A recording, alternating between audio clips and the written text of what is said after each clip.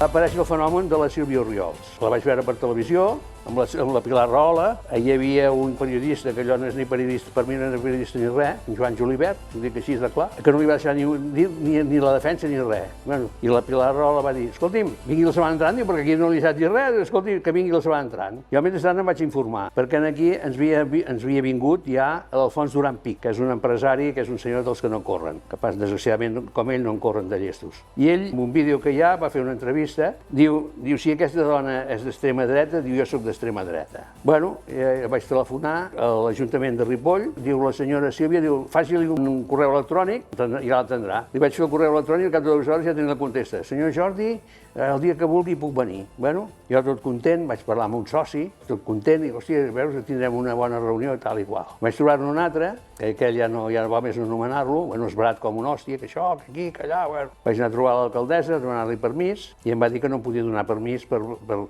Saló de Pedra aquest, no el podia donar, això és de l'Ajuntament, perquè l'Ajuntament està en minoria i l'apoyen una sèrie de partits, els socialistes, Esquerra, Podemos, i que no volen. Això perquè veieu la democràcia que hi ha en aquest país, vull dir que vaig fer una reunió dels socis de Cultura i Debat, 3 van dir que no la volien, però els altres, aquí que vingui tothom, s'explica, i el que li agradi, si voleu fer preguntes, feu preguntes, el que vulgueu, però va anar així, això. Tinc una sèrie de cartes, sempre ha vingut tothom i aquells us deixen, no, per això allò. El mes d'octubre van portar el senyor Manuel Delgado, ara us llegiré, a Manuel Delgado Cruz, antropòleg, catedràtic amb un currículum que li atorga merescudament el dret de figurar entre els millors de quan el seu activisme i militància política sense ser notòria i pública la seva pertinença al Partit Comunista. O sigui, un tio d'extrema esquerra. Llavors vaig fer unes coses i dic, escolta'm, si vosaltres dieu que nosaltres som d'extrema dreta, els d'extrema esquerra poden venir i nosaltres no. Llavors la noia, l'alcaldessa, va veure obligada a dir, bueno, doncs, escolta'm, no posis en els cartells. I aquí em va demanar que no posessin. Aquí normalment, com que això és un puesto públic i és de l'Ajuntament, l'alcaldessa em va dir, Jordi, no posis l'escut de l'Ajuntament.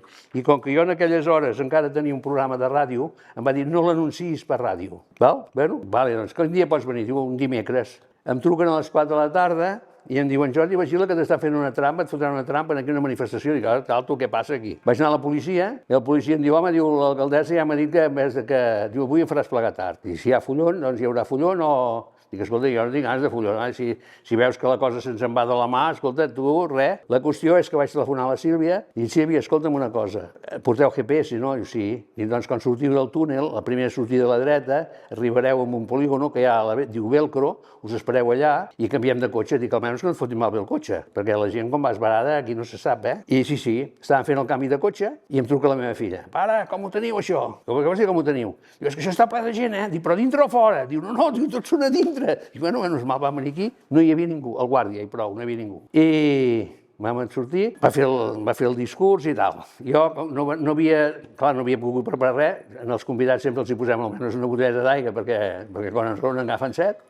Vaig sortir, hi havia el que havia fotut tot el follon, el taliban aquest d'aquí tenim aquí a Argentona, i li vaig dir, entra, pregunta, escolta, quin problema hi ha?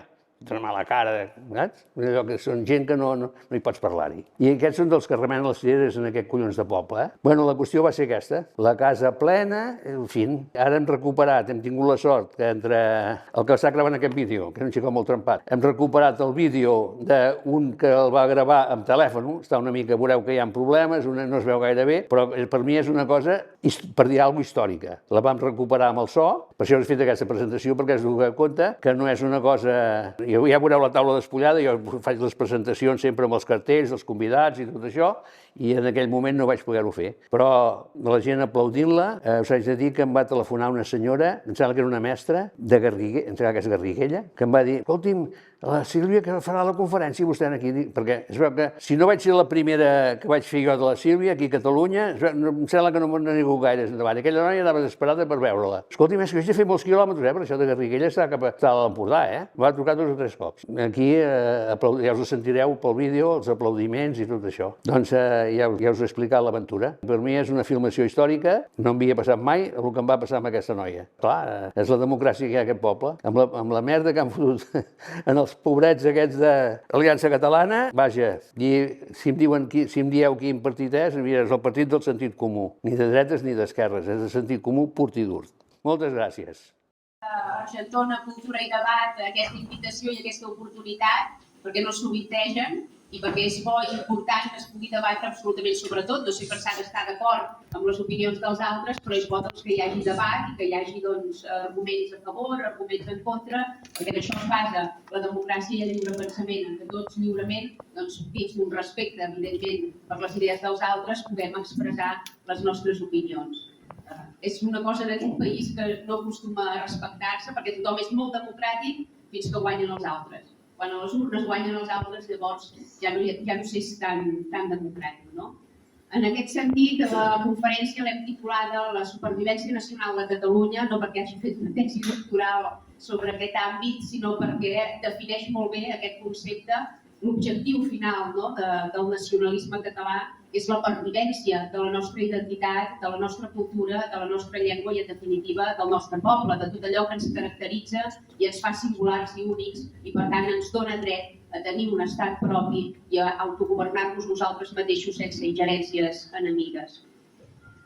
Fa més de 400 anys que vam ser envaïts per les nacions castellana i francesa i de llavors ençà, a part del saqueig econòmic continu que hem patit, patim també un intent permanent de submissió i d'assimilació. Ens volen arrabassar la catalanitat, allò que, com deia abans, ens defineix i ens caracteritza, allò que ens identifica i que, per tant, ens autoritza a tenir un estat diferenciat dels altres. Perquè saben que si ens manlleven la singularitat no n'haurem de menester cap d'estat. Saben molt bé que si deixem de ser catalans desapareix automàticament i sense fer fressa l'anhel independentista i, per tant, hauran erradicat el problema que fa 4 segles que no els deixa dormir en pau. Al llarg d'aquests segles d'ocupació, els estats espanyol i francès no han emprat un únic mètode per desnaturalitzar-nos, per assimilar-nos a imatge seva, sinó que han anat evolucionant i perfeccionant la tècnica. Si bé els inicis van optar per la violència extrema, pels escarments físics, per l'assassinat públic dels catalans més valerosos i per la repressió militar de la població civil, a tots ens ve al cap el general Moragas esquarterat i decapitat o en Pac de Roda penjat a la forca. Amb aquest acarnissament contra, diguem-ne, els dirigents que destacaven més per la seva valentia i per la seva bel·ligerància contra els estats ocupants, doncs l'enemic el que intentava era persuadir la població civil perquè no s'aixequés en armes per defensar la llibertat nacional de Catalunya. Avui en dia, però, això ja no s'estila, ja no es permet a l'Europa i ara ens ho pagat amb un mètode que és molt més barat, molt més fàcil, molt menys popular i molt més efectiu, que és doncs, la invasió demogràfica de Catalunya, la substitució. Si diluïm els catalans, si els deixem en minoria damunt la seva terra i per tant perden el domini polític, demogràfic i cultural del país, doncs automàticament resten anul·lats i per tant deixen de ser un problema. Una societat multicultural és molt més dominable que no pas una societat catalana conscient i arrelada al país. Per tant, l'objectiu és omplir Catalunya d'estrangers que no tinguin vincles afectius ni amb el territori, ni amb la història, ni amb el llegat cultural, ni amb la llengua endògena d'aquest país. Avui en dia a Catalunya els catalanoparlants són menys del 30% de la població. A unes terres on fa escassos 100 anys érem entre el 95 i el 96% de catalanoparlants. Heus aquí l'abast d'aquesta substitució demogràfica, cultural i lingüística dissenyada certament als despatxos de Madrid, ja sigui en dictadura o en entre cometes democràcia, i executada sempre sota la supervisió i connivència del govern de Catalunya. I no diguis res, perquè automàticament seràs acusat de racista, de xenòfob, d'extrema dreta, de feixista i doncs quantes bestieses més. És una jugada mestra realment. Espanya ha trobat la fórmula perfecta per eliminar el problema català sense que hi hagi ni oposició ni resistència, perquè la pròpia correcció política imperant ja s'ocupa d'anul·lar i de perseguir tota oposició i tota resistència. I enmig d'aquest còctel pervers apareixen uns individus a Ripoll que diuen prou, fins aquí hem arribat i automàticament salten totes les alarmes. I avui suposo que som aquí per això, perquè van saltar totes les alarmes, perquè de cop va néixer un projecte d'estat català molt diferent del que se'ns havia ofert fins ara, no ja la república de totes, on la identitat catalana està condemnada a morir diluïda entremig d'aquesta societat multicultural que volen vestir, sinó un estat català que vetlla per la identitat, pels trets singulars, per la cultura, per la llengua i pels valors i l'ètica que imperen a les nostres terres. Per tant, aquell problema bàsic que té ara mateix a Catalunya és que se l'està intentant eliminar a base d'importar cultures moltes vegades misògenes, moltes vegades subdesenvolupades, primitives. Han aparegut a casa nostra tota una sèrie de pràctiques que no existien, mutilacions genitals, casaments forçats. Estem sent envaïts per la barbàrie, com aquell qui diu, i per tant ja toca que surti algú a defensar la civilització occidental a casa nostra i que ens proposi o ens ofereixi un estat català lliure, català, civilitzat i sobretot occidental. I bàsicament aquest és el nostre projecte polític. No sé si voleu que expliqui la casuística de com em vaig presentar a Ripoll i de com s'ha esdevingut tot, o si voleu obrir tant de preguntes i cadascú pot introduir en el debat, perquè al capdavall és un debat que tots podem dir la nostra, introduir altres opinions, siguin favorables, siguin contràries, totes són benvingudes i sempre dins del respecte podem parlar absolutament de tot. Ets conscient del risc que assumeixes per dir les veritats? Sí, en soc plenament conscient i sempre dic el mateix, és evident que hi ha un risc per la seguretat i que qui toca l'islam és molt probable que es mori d'això, perquè hi ha molts precedents a nivell d'Europa i a nivell del món on ha estat així. El que passa és que sempre hi ha d'haver un mur de contenció, no podem deixar via lliure aquesta doctrina que s'està apoderant de mig món i que clarament atempta contra els drets i les llibertats de tothom, d'absolutament tothom que no practica la seva fe.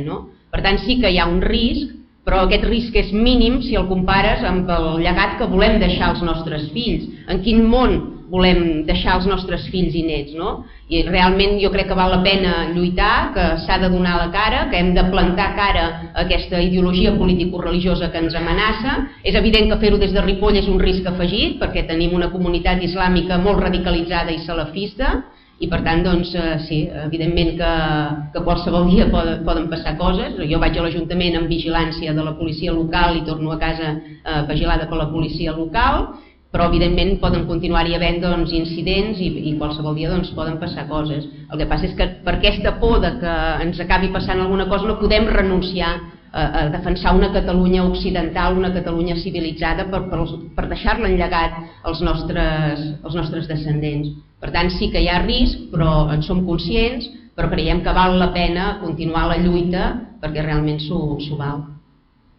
Bé, a nivell de Ripoll sí que som nombrosos i cada cop més, però també a nivell de Catalunya, arran de la victòria de Ripoll, i que també vam obtenir un regidor que també ha vingut de Manlleu, en Roger Saborit, i un altre regidor a Ribera d'Ondara, sí que hi ha hagut un creixement exponencial pel que fa a militància de partit i a nivell de sectorials, distribuïdes arreu dels països catalans, que en aquests moments estan treballant per, de cara a les properes municipals, també presentar llistes als seus respectius municipis. Per tant, sí que hem tingut un creixement molt important, però és evident que com més siguem, més fort i més compacte podrà ser aquest projecte i més garanties d'èxit podrà tenir de cara, ja sigui al Parlament o a les properes municipals. La qüestió és anar estenent aquests principis i aquest projecte polític arreu del país perquè cada cop es vagi afiançant més i algun dia pugui disputar de debò i amb garanties el terreny electoral a aquestes formacions polítiques que han renunciat a la independència i a la defensa de la nostra identitat. Sí. Tothom és benvingut i tothom és imprescindible.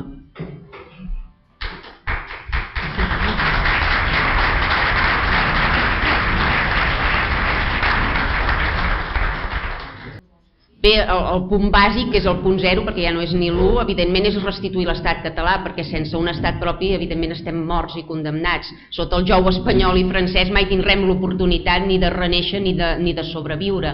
Per tant, el primer de tot és restituir l'estat català.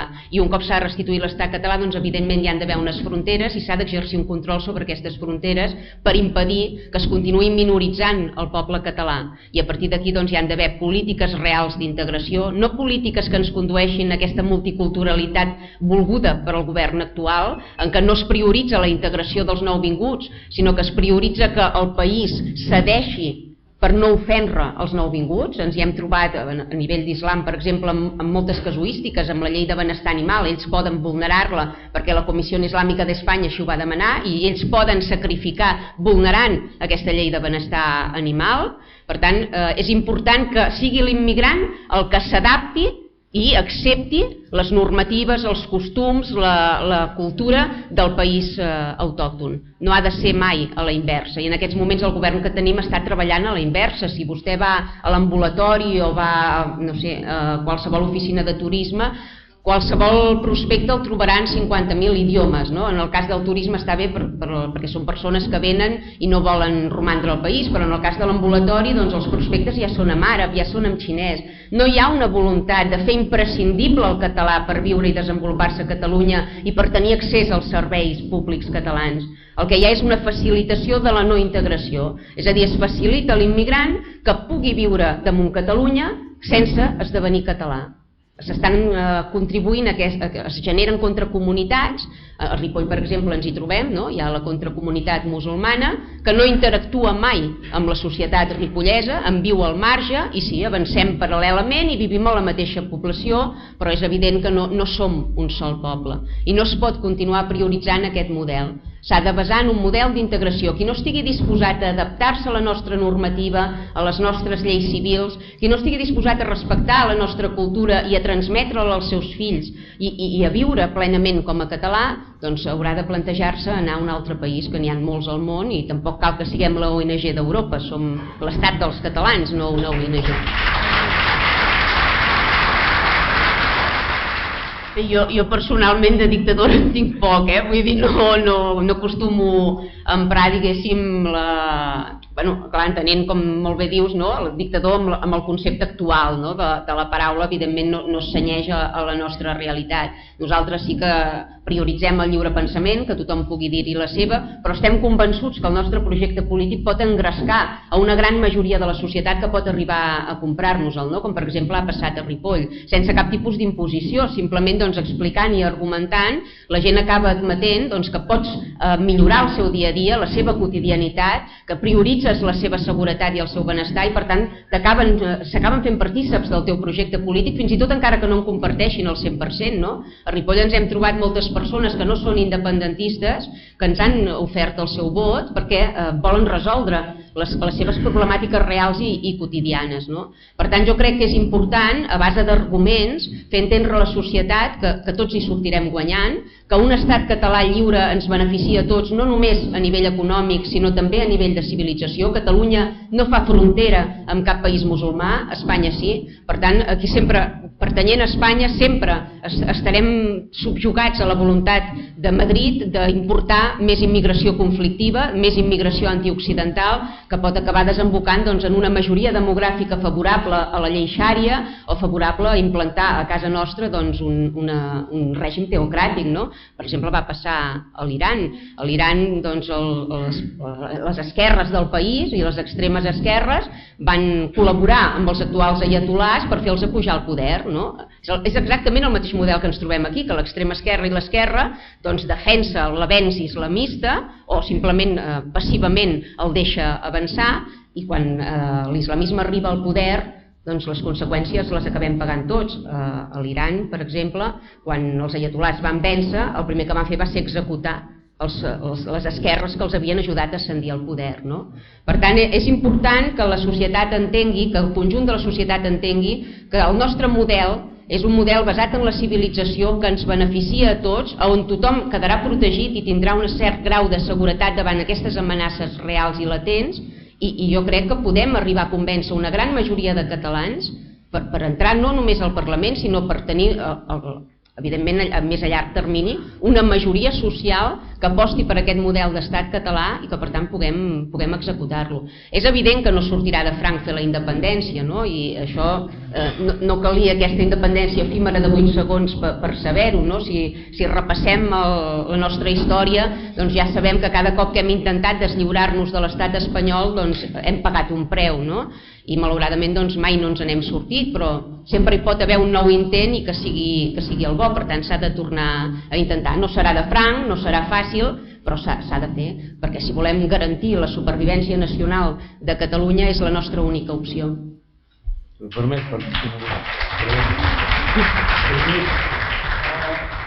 Sí, és molt interessant això que dius, perquè precisament aquests partits que volen una societat multicultural i diversa no respecten la diversitat ideològica de la població civil. Ells volen centrar el discurs en un pensament únic i imperant, homogeni, i quan sobresurts una mica doncs automàticament t'etiqueten i t'estigmatitzen per arraconar-te i perquè quedis fora del debat, perquè no gosen combatre't amb arguments, et combaten amb etiquetes per evitar debatre amb tu i per tant perdre en el terreny de les idees.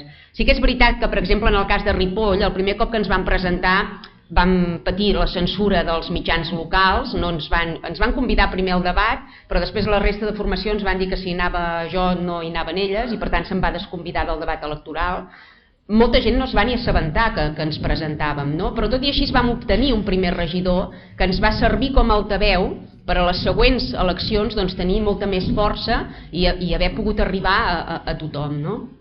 És veritat que a nivell nacional els mitjans catalans ens obvien, ens ignoren i hi ha dos efectes. Per un cantó no parlen mai de nosaltres, intenten que el nostre nom no surti perquè la gent no pugui investigar qui som, però per altra banda cometen molts errors també, perquè com que tenen aquesta impotència i aquesta ràbia i aquest mal perdre, ens promocionen a través d'intentar imposar-nos sancions des de la Conselleria d'Igualtat i Feminismes. Per tant, hi ha els dos extrems. Per un cantó ens volen silenciar, però per l'altre no es poden estar d'intentar minar-nos a base de judicis o de sancions econòmiques. Per tant, aquí sí que hi ha una petita escletxa que ens permet entrar en aquests mitjans a nivell local i a nivell nacional i per tant arribar al gran públic. I després hi ha les xarxes socials, que realment sí que és veritat que hi ha moltes persones que no en tenen, però també és veritat que un gran volum de la població sí que en té. Potser no té compte de Twitter o no té compte de Facebook, però WhatsApp gairebé en té tothom, fins i tot moltes persones grans. I per exemple, en el cas de Ripoll, nosaltres el que fèiem era talls de vídeo dels plens i els fèiem circular per WhatsApp, de tal manera que això es reenviava massivament per tots els habitants de Ripoll i sense tenir padrins a la premsa, tothom de Ripoll sabia quines mocions havien presentat i quin havia estat el resultat de les votacions. Per tant, és veritat que no podem competir amb les formacions polítiques tradicionals en l'aspecte dels mitjans de comunicació, perquè evidentment ells fa molts anys que els subvencionen i que per tant els tenen comprats, però també és veritat que dins les nostres limitacions podem fer mal.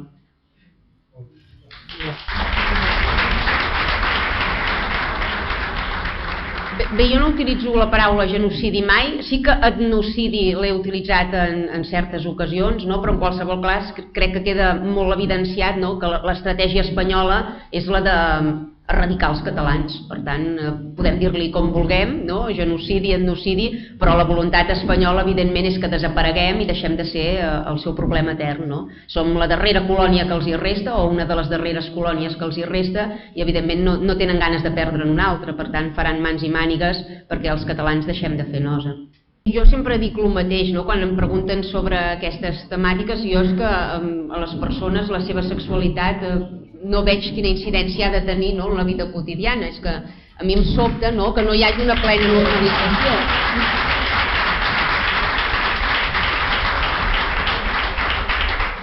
Jo advoco per la plena normalització, és un fet absolutament normal que no se li ha de donar, penso jo, o sigui, s'està intentant segregar d'alguna manera la població i dividir-la entre els que són homosexuals i els que són heterosexuals. No, escolti'm, tothom en el seu àmbit privat fa absolutament el que li ve de gust, ningú ho ha de qüestionar, ningú ha de donar explicacions sobre la seva sexualitat i tampoc trobo bé de vegades aquestes reivindicacions que es fan, que que a vegades omplen els carrers i donen una imatge que jo crec que perjudica el col·lectiu LGTBI sovint, perquè dona com una imatge de vici, de festa, i no és així, és que els homosexuals són persones absolutament normals, com qualsevol altra persona heterosexual, i de la mateixa manera que una persona heterosexual no se li pregunta amb qui està o absolutament cap qüestió sobre la seva sexualitat, amb un homosexual tampoc.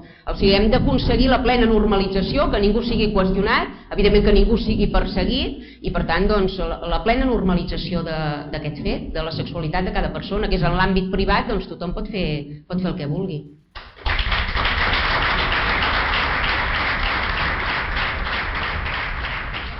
En primer lloc, no es tracta d'expulsar ningú, sí que es tractaria de limitar l'entrada massiva d'immigrants. És evident que hem rebut molt per sobre de les nostres possibilitats els darrers anys. Les xifres que hem rebut d'immigració no són assumibles ni integrables. Jo sempre poso el cas de Ripoll, no? Ripoll, que era una zona industrial, doncs sí que als anys 50-60 van arribar grans fluxos immigratoris procedents del sud d'Espanya, no? I molts en arribar no es van integrar. Els seus fills sí, perquè van participar de l'escola catalana i per tant es van integrar. Però ara que ha nascut la següent generació, els nets, per tant, aquells avis que amb els fills mai els hi havien parlat en català, l'estan parlant amb els seus nets, perquè saben que els seus nets són catalans. Per tant, en qüestió de dues generacions, hi ha hagut un procés d'assimilació. Ara mateix no saps si es diuen Pérez o es diuen Orriols perquè són indestriables. Si no t'ho diuen no pots saber si són fills d'immigrants o si són fills de ripollesos de tota la vida. I jo crec que aquest és el concepte, és l'objectiu. És evident que la primera generació d'immigrants no pot assimilar-se a la nació. Si nosaltres ens n'anem a viure a la Xina no ens convertirem per art de màgia en xinesos ni tindrem identitat xinesa. Però sí que la següent generació, la que ja ha nascut allà, sí que té l'oportunitat de viure com els autòctons d'aquell país. I jo crec que aquest és el model pel que s'ha d'apostar. Ara mateix això no s'està fent. El que s'està fent és que puguis viure sense saber català a Catalunya, perquè se't facilita absolutament tot, com he dit abans, una cosa tan bàsica com els prospectes del metge, que és que no se't dificulta en res la vida pel fet de no saber català. Al contrari, és que tens dificultats si ets català, perquè molt sovint vas al metge i no trobes un metge que t'atengui en la teva llengua. O sigui, tenen més drets, per exemple, un colombià que acabat d'arribar, perquè és atès en el seu idioma a l'ambulatori, i en canvi els catalans ens atenen en una llengua estrangera, que és una cosa impensable, perquè si se'n van a un ambulatori a Itàlia no poden atendre en alemany, no? Vull dir, per tant, per què aquí a Catalunya no se'ns atén adequadament en català? A més en professionals que no són contractats des de Madrid, que són contractats per la Generalitat de Catalunya. És la pròpia Generalitat la que no garanteix el dret dels catalans a viure plenament en català i la que no fa polítiques reals perquè els immigrants es vegin obligats a adoptar la cultura catalana. Ahir precisament al ple de Ripoll hi havia una proposta de la CUP que deia que s'havien d'esmerçar recursos per mirar d'integrar els nouvinguts i fer els cursos de català. Jo hi estic totalment d'acord. El que no estic d'acord és que sempre hi hagi aquesta percepció de que no és l'immigrant el que ha de fer l'esforç per adaptar-se, sinó que és el país que ha d'abocar recursos il·limitats i temps il·limitat en intentar que aquest immigrant empatitzi amb la nostra cultura. Jo crec que aquest no és el model. Jo crec que el que ve aquí ha de ser conscient que arriba a un país estranger i que per tant s'ha d'adaptar a aquesta cultura. I no aconseguirem que s'integri ni s'assimili ningú si no imposem la nostra identitat. No es tracta d'imposar-la a nivell militar, evidentment que no, però es tracta de deixar molt clar que aquest país és el dels catalans i que aquí, abans que ells arribessin, ja teníem una llengua, una cultura, unes normes, uns valors, i que per tant s'han de cenyir a les nostres normes, als nostres valors i a la nostra cultura, perquè si no la porta és oberta i el món és molt gros i poden anar a qualsevol altre racó de món. Jo crec que és l'alternativa, és que si no encaminem cap aquí, si continuem promovent aquesta societat multicultural i que tothom pugui viure aquí en la llengua que vulgui i en el fons estan fundant els seus països a casa nostra. Depèn quins barris, ja sembla Colòmbia o el Marroc o d'altres països, no? Per tant, s'està permetent la implantació d'aquestes contracomunitats que amenacen molt seriosament el domini territorial dels catalans. Algun dia aquesta gent seran tan nombrosos demogràficament que ens podran disputar políticament el territori. Si comencen a fer partits polítics, guanyaran les eleccions. I un cop guanyades les eleccions, democràticament, podran imposar-nos el que vulguin. Quin dret tindrem llavors nosaltres? Cap. Per tant, és molt important recuperar aquest control demogràfic, que això només es pot fer controlant les fronteres, perquè mentre siguem dins l'estat espanyol, ells tenen molt clar l'objectiu. Per tant, no deixaran de dur-nos immigrants. I si ens en poden dur de conflictius, no ens en duran pas de no conflictius. Ells ja els interessa que es generi aquesta violència als carrers de Catalunya. Jo crec que és la base de tot, intentar integrar la primera generació i assimilar les posteriors. És l'única manera que el català sobrevisqui. I és cert que, per exemple, a Ripoll s'ha aconseguit, sempre en queda algun que és bel·ligerant contra la cultura catalana, no diré pas que s'han integrat tots, però majoritàriament ha estat així. En canvi, si vas a zones com l'Hospitalet, on evidentment van rebre uns fluxos immigratoris molt superiors que a Ripoll, doncs realment no hi ha hagut cap procés d'integració. Per què? Perquè els autòctons eren minoria. Sempre que hi ha aquests percentatges tan elevats i els autòctons són minoria, no hi ha procés d'integració, al contrari. Segur que hi ha molts catalans de l'Hospitalet que s'han passat al castellà perquè quan anaven a la plaça doncs jugaven en castellà. Per tant, el procés d'assimilació es fa a la inversa. Això no ens ho podem permetre. Sempre és una qüestió de números. No som antiimmigració. Si en un moment donat fa falta immigració per treballar, doncs benvinguts i que aprenguin la nostra cultura, s'integrin, s'adaptin, treballin i es guanyin la vida, no hi ha problema. El que no pot ser és rebre aquestes onades immigratòries que són inassumibles, que són inintegrables, perquè no només no s'integren a la nostra cultura, és que no s'integren ni al mercat laboral. A Ripoll estem tips de veure aquestes cues de serveis socials sempre protagonitzades pel mateix tipus d'immigració. Per què? Perquè s'han acostumat a viure de subsidis. No han vingut aquí a integrar-se ni a guanyar-se la vida. Han vingut aquí a viure com els seus països i a treure subsidis i rentes del nostre esforç, i això no és admissible. Això no es pot continuar permetent.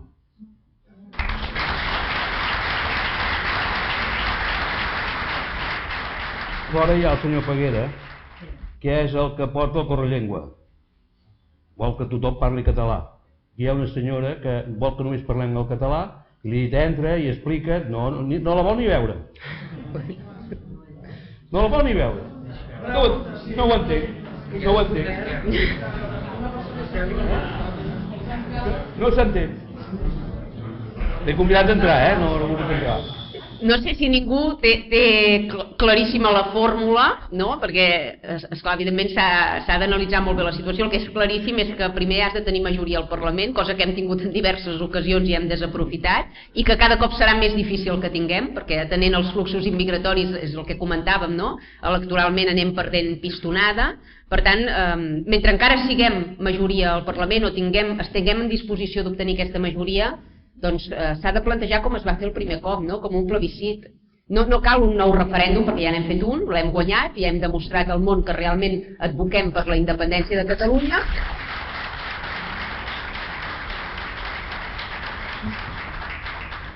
I per tant, un cop obtingut amb majoria independentista al Parlament, el que s'ha de fer és treballar internacionalment contactes amb determinats països per mirar que algú et reconegui internacionalment en qüestió de pocs dies, fins que puguem resistir. I a partir d'aquí és jugar-ho tota una carta, és sortir al balcó, proclamar la independència, defensar el territori, arrabassar les competències que ara té adjudicades l'estat espanyol i assumir-les la pròpia Generalitat, i és jugar-s'ho tota una carta. No hi ha una garantia d'èxit en aquest sentit, ni com he dit abans ens sortirà de franc. Segur que hi haurà violència als carrers, segur que hi haurà algun episodi malaurat, però és que si realment volem desempallegar-nos de l'estat espanyol i de tot el supremacisme que això ha suposat al llarg de la història, hem d'apostar-ho tot aquesta darrera carta. És la nostra última bala, perquè d'aquí 100 anys no hi haurà una nova oportunitat.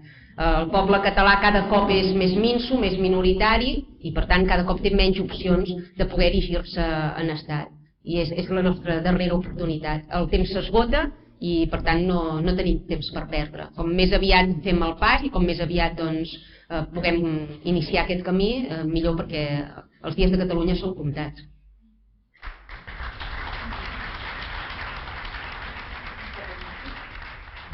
Bé, pel que fa al col·lectiu LGTBI, és ben cert que la situació no només no està normalitzada, sinó que al contrari, hi ha retrocessos en aquest sentit, perquè, com molt bé deies, s'han importat determinades cultures que són molt bel·ligerants contra l'homosexualitat, països musulmans doncs, és que directament els maten, no és que ni que els empresonin, és que directament els maten, no? Per tant, sobta de vegades que governs que es fan dir feministes, que es fan dir defensors, no? del col·lectiu LGTBI, paral·lelament estiguin important massivament persones que no respecten la sexualitat de les persones i que a més doncs, pretenen castigar-la, no? amb condemnes fermes.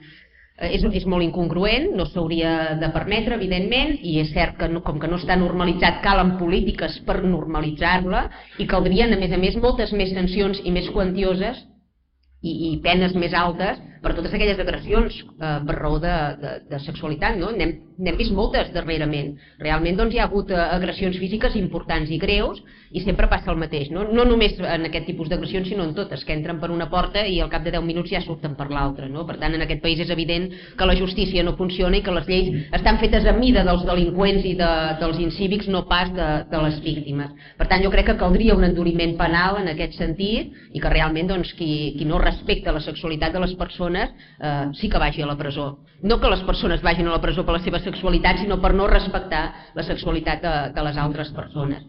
Fins a arribar a aquesta plena normalització que jo crec que hi ha països que realment doncs, són molt més avançats que nosaltres en aquest sentit.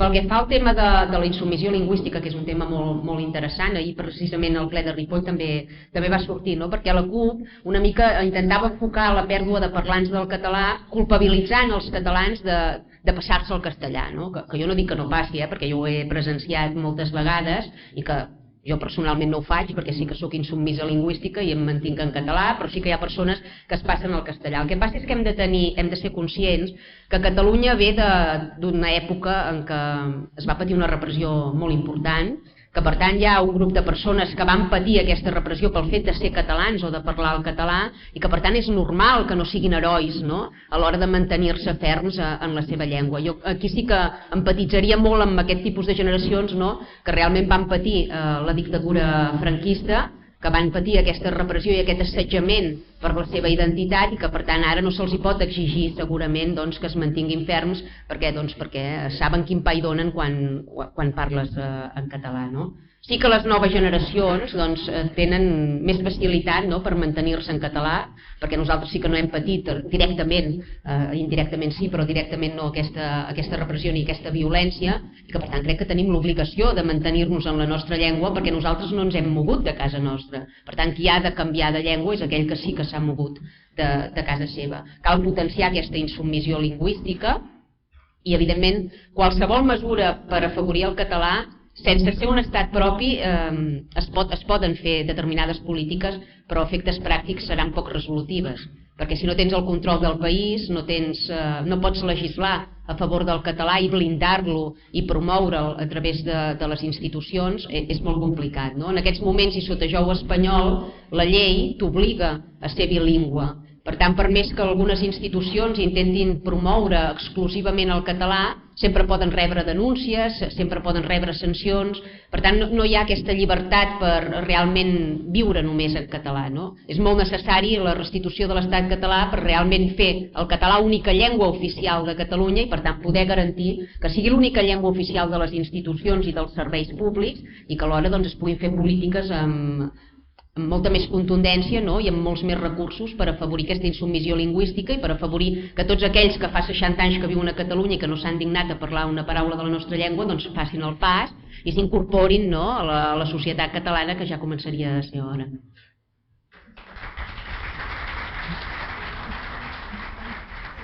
Sí, realment fem tard, això és claríssim, fem tard, i a més hem fet tard en molt poc temps, perquè jo, per exemple, recordo a Ripoll que no n'hi havia cap, i de cop veus el primer i al cap de 10 anys ja gairebé són majoria, per tant ha estat un procés molt ràpid, escandalosament ràpid, no hem tingut amb prou feines temps de reacció, ens ho hem trobat, com aquell qui diu, cuinat, i per tant és una problemàtica molt greu. A Ripoll, sempre que ve algú, diu, home, però és que aquí a Ripoll no en teniu pas tants, diu, només és un 14%.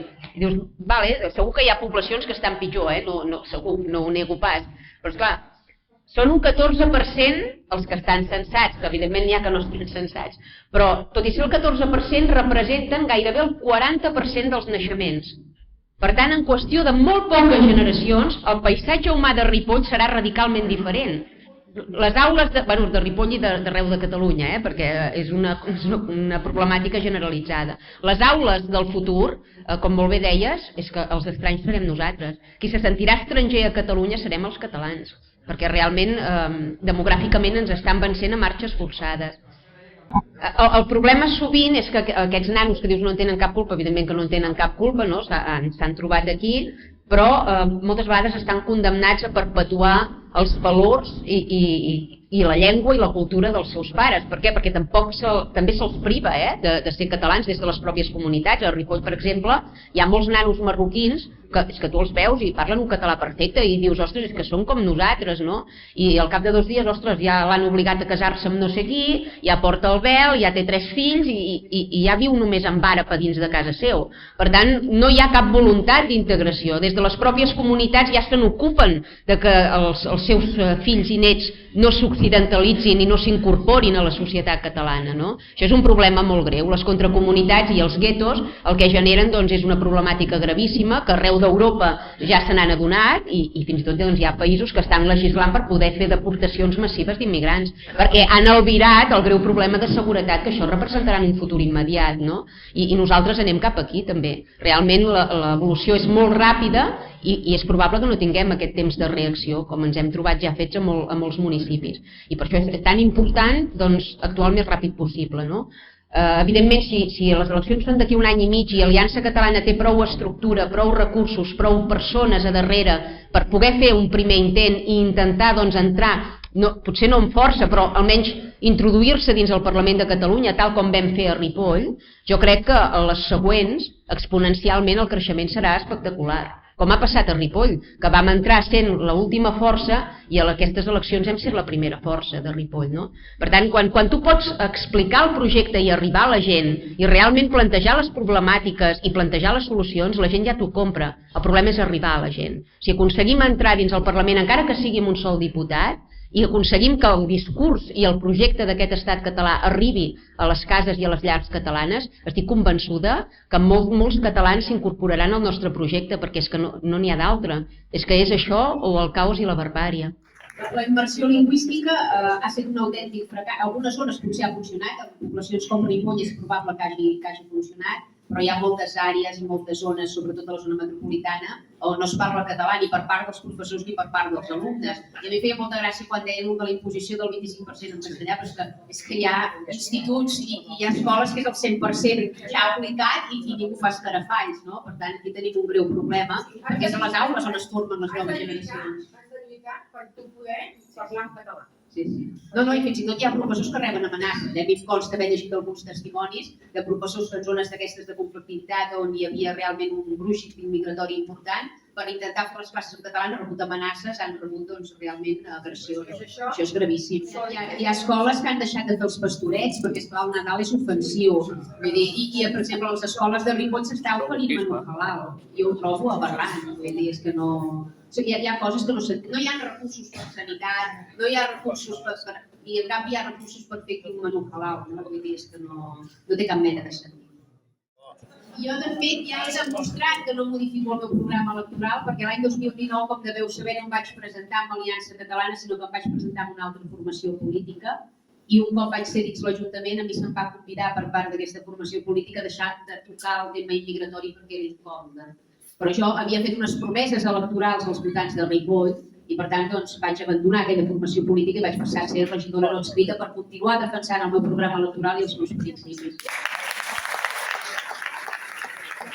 Què fem amb l'Agenda 2030? Això m'interessa molt, Què fem amb l'Agenda 2030? Bé, jo crec que l'Agenda 2030 realment és un projecte condemnat al fracàs i fallit des del moment de néixer, no? Perquè realment comences a llegir totes les clàusules i és que és d'impossible aplicació i menys amb els terminis que suposen. No? Per tant, jo crec que a hores d'ara no és ni plantejable aquesta agenda. Sí que és una creació d'aquestes polítiques woke o d'aquestes polítiques bonistes, però que evidentment jo no estic disposada a aplicar perquè jo el que prioritzo són els interessos i els drets dels catalans. Per tant, a mi una vegada una periodista em va demanar què em pensava del matrimoni homosexual i la resposta va ser molt franca. Jo és que en general no crec en el matrimoni, jo no estic casada. Des del partit, per incloure ideològicament tots els apartats i tots els àmbits, per de cara a quan ens presentem a les eleccions nacionals catalanes, que tothom pugui saber què pensem en cada àmbit concret. Sí que s'està treballant i s'està fent. Sí, és un tema realment molt complex, perquè com molt bé dius, durant molts anys es van establir aquests guetos o contracomunitats, no només per part de musulmans, sinó d'altres grups d'immigrants, en aquest cas també d'immigrants espanyols. La prova més clara que van arribar a formar contracomunitats és que fins i tot van fer partits polítics damunt casa nostra, que és quelcom que també s'està plantejant determinades associacions islàmiques, o sigui, són col·lectius d'immigrants que es creuen en dret d'incidir en la vida política del territori on han anat a raure. I per tant sí que és veritat que hi ha aquesta contracomunitat que a més està subvencionada i recolzada per l'estat espanyol, perquè és l'estat espanyol qui té un interès en que no es catalanitzin i no s'assimilin a Catalunya, i realment és una qüestió molt complicada, sobretot perquè ara mateix els catalans no tenim cap tipus de control sobre res, ni sobre els mitjans de comunicació, ni sobre aquestes plataformes de sèries i de pel·lícules. Tots els continguts audiovisuals que gastem, o la gran majoria, són continguts en castellà. Els catalans s'han quedat exclosos de tot això, tot i que la nostra llengua segurament és més parlada que molts altres idiomes en els quals sí que pots veure pel·lícules o documentals. És difícil que una generalitat subjugada a l'estat espanyol pugui tenir una incidència real en polítiques lingüístiques, ho he dit abans. Realment, si no ets un estat, estàs molt limitat. Per què? Perquè l'estat espanyol sempre et pot sancionar, sempre et pot denunciar per incompliment del bilingüisme, sempre et pot imposar quotes de castellà, primer serà un 25, en acabat serà un 50, fins que tinguin el 100, perquè és realment el que cerquen, i per tant la prioritat màxima és independitzar-nos. Un cop assolida la independència sí que tens totes les eines d'un estat per revertir la situació dramàtica del català. Sí que pots controlar els mitjans de comunicació, sí que pots fer que el català sigui única llengua oficial no només a les institucions sinó també als serveis públics, i que per tant tothom es vegi obligat d'una manera o altra no només a saber, sinó a poder comunicar-se en la llengua d'aquest país. Cal que el català sigui altra vegada la llengua imprescindible per viure a Catalunya i també la llengua de prestigi, que la gent aspiri a ser catalana perquè això comporta un millor nivell de vida, unes millors opcions d'incorporació al món laboral. Jo crec que bàsicament és aquest l'objectiu. En el cas del Ripoll, per exemple, que explicava abans que realment s'han integrat molt els immigrants que van arribar procedents de l'estat espanyol, ha estat precisament per una qüestió de prestigi. Aquestes persones, quan van arribar, veien els catalans que eren els que tenien poder adquisitiu, els que tenien propietats, els que tenien negocis i per tant aspiraven a ser catalans com nosaltres, fins que s'hi van acabar convertint. Jo crec que hem d'anar cap aquí, a motivar els nouvinguts a voler ser catalans, perquè ser català és garantia d'èxit, és garantia de tenir una bona oportunitat laboral, de tenir una bona feina, de tenir una propietat, de prosperar a la vida. Jo crec que s'ha de fer establir aquest vincle entre llengua i benestar. Jo crec que molta gent faria el pas. També n'hi hauria que evidentment no el faran mai perquè ja és una qüestió de bel·ligerància interna contra la nostra identitat i contra la nostra llengua. Aquests realment sí que suposen un problema perquè ja no és una qüestió d'ignorància o de manca d'oportunitats d'haver-lo après, sinó que és una qüestió ja d'insubmissió. És complicat, jo també tinc l'estelada al balcó ben descolorida, per cert, perquè fa anys que m'esperem que sí. No, però jo crec que hi ha un desencís general a la societat catalana. Tens una multa per no tenir una estelada? Una multa? Una multa per l'estelada? No, és particular, vull dir, l'Ajuntament ja no la va fer retirar. No. Però vull dir que hi ha aquest desencís general a la societat després de tantes batzegades, d'haver confiat tant, d'haver seguit a uns polítics en els que realment vam tenir esperances que complissin el que ens havien promès, que ara hem quedat una mica desemparats, una mica desil·lusionats, i costarà, tornar a fer... La nostra, jo no penso molt com poso la vida, i la de... Sí. La guerra, és que jo ho he dit a molta gent, i no es posa, al contrari, que se n'han tret. Home, doncs nosaltres tampoc no fem res, coses petites les podem fer. Sí, no, segurament tots podríem fer molt més del que estem fent i segur que tindria un impacte a nivell de país. El que passa és que, com comentava, doncs hi ha molta gent que ha perdut aquesta esperança i que li hem de fer recuperar aquesta esperança i que encara hi som a temps, poder-li oferir aquesta oportunitat, aquesta darrera oportunitat d'aconseguir la independència. I crec que la gent es tornaran a reincorporar a la lluita. El que passa és que sí que han de veure un projecte una mica sòlid i amb garanties, perquè després de les estafes que hem patit és normal que estiguin desil·lusionats. Però sí, totalment d'acord que a vegades petites mesures fetes i multiplicades per el conjunt de ciutadans que tenen un impacte important i a nivell fins i tot motivador, no? Perquè no és el mateix sortir al carrer i veure una estelada descolorida com la meva que no veure tot de balcons amb estelades lluentes i a punt per la batalla. Per tant, sí que procuraré quan arribi a casa canviar-la. A veure si té una incidència positiva en els veïns i també si em puc fer. Jo explico el que estem fent a Ripoll. Legalment, jo quan vaig arribar a Ripoll, a l'Ajuntament, si entrava un marroquí a empadronar-se, automàticament sortia amb el volant del padró als dits. Eren 5 minuts, 5 minuts i estava empadronat i amb accés a la sanitat pública. Vull dir, era un desgavell absolut, no? Ens vam estar informant a través d'advocats i des de l'Ajuntament, en aquest cas he de signar jo des de Batllia els empadronaments, tenim 90 dies abans de signar un empadronament. Per tant, de 5 minuts a 90 dies, home, hi ha un impediment important. Hi ha hagut uns quants que durant l'espera s'han anat a empadronar al poble del costat. Vull dir que és un pas que jo em pensaria aplicar en aquest barri.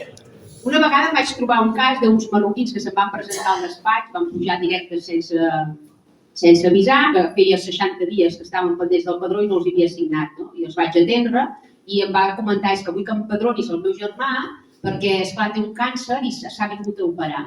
Esclar, jo el primer que li vaig dir que em sap molt greu, que tingui un càncer, no desitjo pas mal a ningú, però el teu germà ha cotitzat mai a Catalunya? Té dret a accedir amb aquesta facilitat a la sanitat pública catalana, mentre els contribuents se'ns fa esperar en llistes d'espera, fins i tot en casos greus de càncer. És just, això? Jo crec que no. Per tant, s'ha d'esperar els 90 dies. I em sap molt greu que tingui càncer, però les normes són les que són. És que si permetem aquest efecte crida, és que no ens en sortirem. Després diuen que la sanitat s'enfonsa. Esclar que s'enfonsa. És que si és tan fàcil com 5 minuts obtenir el volant del padró i ja tenir la targeta sanitària per anar-te a operar del que sigui, és que això és inviable totalment de forma econòmica. I per tant, jo crec que és important, primer, que s'esperin aquests 90 dies, segon, que es comprovi molt bé el contracte de lloguer que porten. No és obligatori, però pots exigir, des de Ripoll els he exigit, un contracte de lloguer o bé un títol de propietat. Comprovar que realment és cert, comprovar a través del padró si hi ha altres persones empadronades. En cas que hi hagi altres persones empadronades, enviar a la policia local a fer les comprovacions per saber si hi viuen o no, i si realment sobrepassen l'ocupació permesa en aquell habitatge, que això ho marca la cèdula d'habitabilitat que també han de dur a l'Ajuntament, doncs denunciar-ho al Servei de Sobreocupació de la Generalitat. És bàsicament el que es pot fer. Aquí teniu el cartell del dia que va venir ella. Podeu veure, aquí baix, que tinc, són socis que fan propaganda del seu negoci, que es van veure amenaçats per gent que, us haig de dir que el que m'imprimeix això, em va dir, Jordi, gent d'aquestes no me'n portis més. Diu, perquè d'aquí m'han vingut a fotre una bronca de Caldeu. Dic, que tu t'han fotut una bronca? Tu dius que me la vinguin a fotre a mi, la bronca? Tu ets un tio que jo t'encomano una feina i tu has de fer la feina que t'encomanen? Que vinguin a veure a mi si són tan valents. Tu creus que a mi ningú m'ha dit res? Bé, això va ser el cap de... com va haver la venjança, que és una altra història. Un altre dia l'explicarem. Però és per dir-vos que aquests comerços, a mi la gent de les botigues, Jordi, escolta, més canvien les clienteles i què fas? I els fotíem bronca i els deia a la gent, escolteu, jo faig un favor tant en Jordi amb això, diu, però jo no sé ni qui és aquesta noia. Però li fotíem bronca per aquesta dona, Vull dir que el que ens han fet a l'Aliança Catalana no té nom, però vaja, potser començaran a obrir els ulls la gent d'ara endavant.